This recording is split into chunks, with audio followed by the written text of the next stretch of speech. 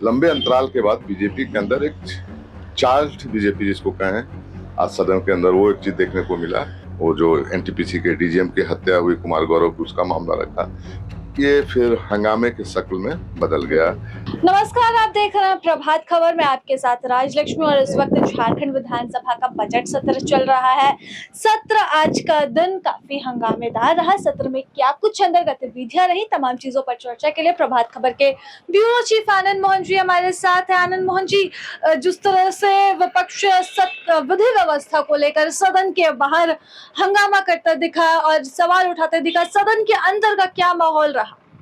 देखिए, आज जैसे ही सदन की कार्रवाई शुरू हुई तो एक बार तो पहली बार आज जब प्रतिपक्ष के नेता बाबूलाल मरांडी घोषित हुए तो लंबे अंतराल के बाद बीजेपी के अंदर एक चार्ज्ड बीजेपी जिसको कहें, थोड़ा उत्साहित बीजेपी और थोड़ा डायरेक्शन वाला बीजेपी, जिसके पास एक दिशा थी, आज सदन के अंदर वो एक चीज देखने को मिला।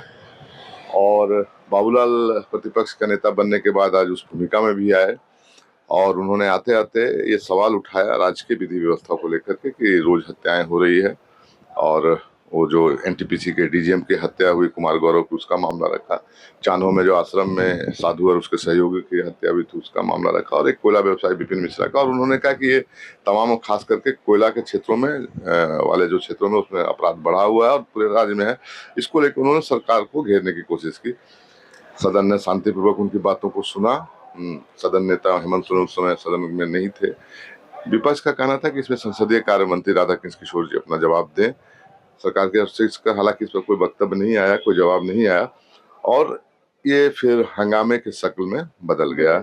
और पूरे भाजपा के विधायक जो हैं वो वेल में घुस गए और सरकार के खिलाफ नारेबाजी लगा रहे थे। इशू वही था, लॉ एंड ऑर्डर का इशू था, और उस पर एक अलग से डिस्कशन चाहते थे। स्पीकर बार बार मना करते रहे कि आप अपनी जगह पर जाइए, प्रश्नकाल चलने दीजिए, लेकिन प्रश्नकाल बाधित रहा। 1 घंटे के लिए सदन की कार्रवाई 12 बजे तक के लिए स्थगित कर दी गई। जब हाउस स्थगन के बाद फिर से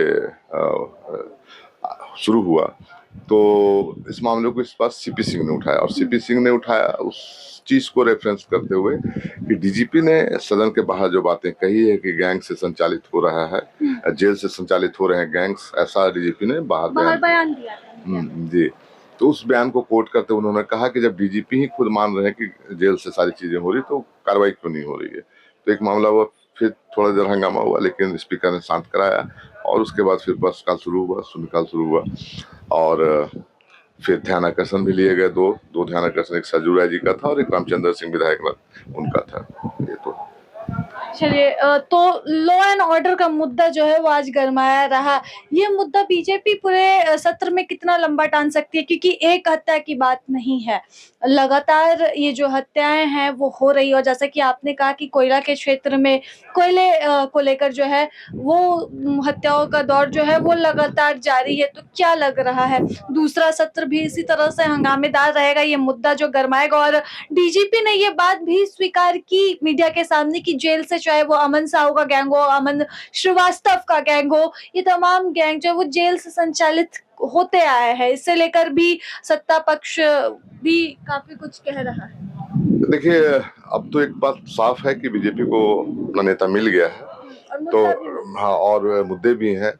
तो स्वाभाविक तौर पर है कि बाबूलाल एक अपनी उपस्थिति दमदार हाउस के अंदर दिखाने की कोशिश करेंगे, और एक मैसेज ये भी रहेगा कि विपक्ष भी जो है सो पूरी तरह से सशक्त है और चीजों को लेकर के सदन के बाहर, सदन में आ रहा है। एक और आज जो महत्वपूर्ण हाउस के अंदर चीजें हुई वो हुआ, जमशेदपुर को औद्योगिक नगरी बनाने की अधिसूचना सरकार ने जारी की है।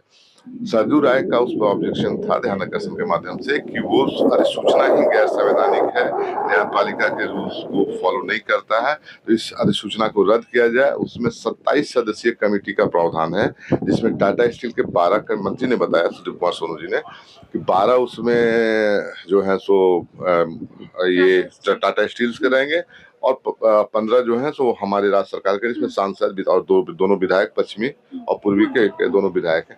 बहुत देर तक इसमें लगता है पर 20 मिनट तक 20 से 25 मिनट चर्चा चली, और सरजू इस चीज को मानने के लिए तैयार नहीं थे कि मतलब ये अकॉर्डिंगली जो है वो संविधान के अकॉर्डिंग बनाया हुआ नियमावली है, आप इसको रद्द कीजिए, इस अधिसूचना को रद्द कीजिए।